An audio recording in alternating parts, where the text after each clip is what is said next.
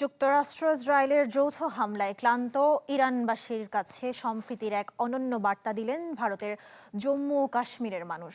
যুদ্ধবিধ্বস্ত তেহরানের পাশে দাঁড়াতে স্বেচ্ছায় নিজেদের গয়না, সম্পদ ও অর্থ দান করেছেন শ্রীনগর, বুদগাম ও বারামুলার জনগণ।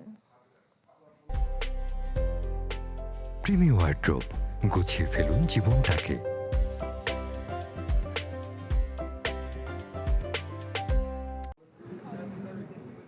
৩ সপ্তাহের বেশি সময় ধরে চলা যুদ্ধে এখন ক্লান্ত ইরানের মানুষ।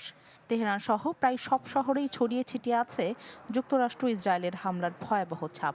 এমন সংকটকালে ইরানের মানুষের পাশে দাঁড়াতে মানবিকতার অনন্য নজির গড়েছেন ভারতের জম্মু ও কাশ্মীরের মানুষ।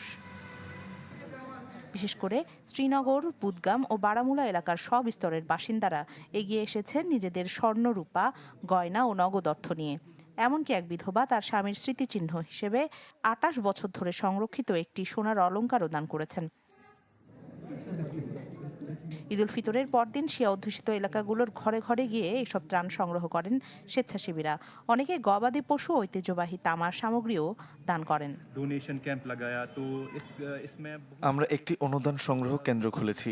এখানে সবাই স্বতঃস্ফূর্তভাবে আসছেন, সাধ্যমতো সহায়তা করছেন। ইরানের মানুষের প্রতি সম্মান ও সংহতি জানাতে এমন উদ্যোগ নিয়েছি আমরা।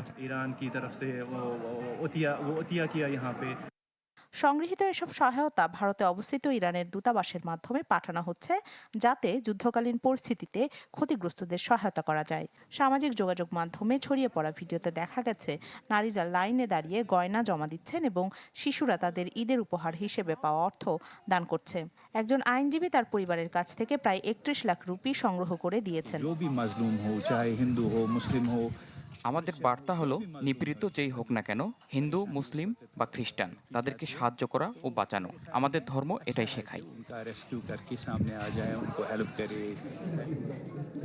স্থানীয় সংগঠকদের দাবি, এ পর্যন্ত দানের পরিমাণ কয়েক কোটি রুপিতে পৌঁছেছে, যার মধ্যে সোনা, রূপার মূল্য অন্তর্ভুক্ত।